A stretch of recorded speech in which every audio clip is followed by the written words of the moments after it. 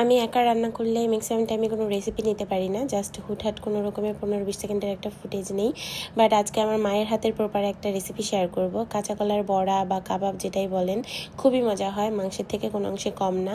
আম্মু ফার্স্টে কাঁচা কলাগুলোকে সিদ্ধ করে এরকম পাটায় বেটে নিয়েছে।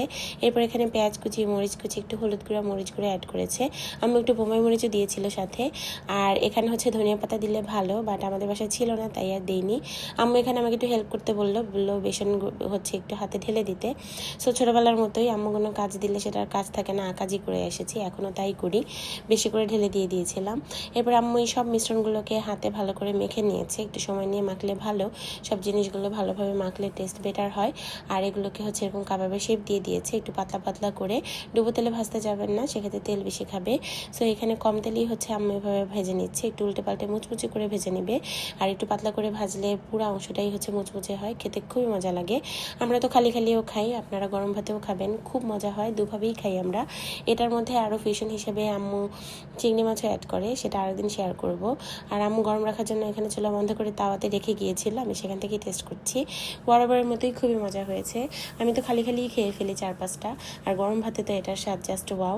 যারা কলা ঝোল রান্না করে বা এমনি রান্না করে খেতে চান না, তারা এইভাবে বড়া বা কাবাব যেটাই বলেন বানিয়ে খেতে পারেন, আশা করি নিরাশ হবেন না। আমি একা রান্না করলে ম্যাক্সিমাম টাইমে কোনো রেসিপি নিতে পারি না, জাস্ট হুটহাট কোনো রকমের 15-20 সেকেন্ডের একটা ফুটেজ নেই।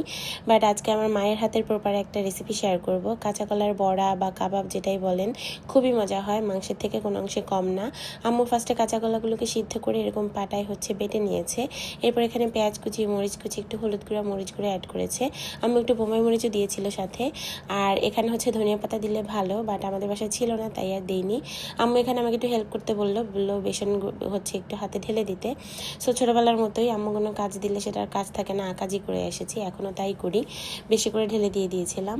এরপর আম্মু এই সব মিশ্রণগুলোকে হাতে ভালো করে মেখে নিয়েছে, একটু সময় নিয়ে মাখলে ভালো, সব জিনিসগুলো ভালোভাবে মাখলে টেস্ট বেটার হয়।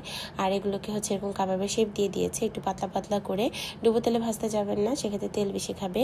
সো এখানে কম তেলেই আম্মু এভাবে ভেজে নিচ্ছে, একটু উল্টে পাল্টে মুচমুচে করে ভেজে নিবে। আর একটু পাতলা করে ভাজলে পুরো অংশটাই মুচমুচে হয়, খেতে খুবই মজা লাগে। আমরা তো খালিও খাই, আপনারা গরম ভাতেও খাবেন, খুব মজা হয়, দুভাবেই খাই আমরা। এটার মধ্যে আরও ফিউশন হিসেবে আম্মু চিংড়ি মাছও অ্যাড করে, সেটা আরও দিন শেয়ার করব। আর আম্মু গরম রাখার জন্য এখানে চুলা বন্ধ করে তাওয়াতে রেখে গিয়েছিল, আমি সেখান থেকেই টেস্ট করছি। বরাবরের মতোই খুবই মজা হয়েছে। আমি তো খালিই খেয়ে ফেলি 4-5টা। আর গরম ভাতে তো এটার স্বাদ জাস্ট ওয়াও। যারা কলা ঝোল রান্না করে বা এমনি রান্না করে খেতে চান না, তারা এইভাবে বড়া বা কাবাব যেটাই বলেন বানিয়ে খেতে পারেন, আশা করি নিরাশ হবেন না।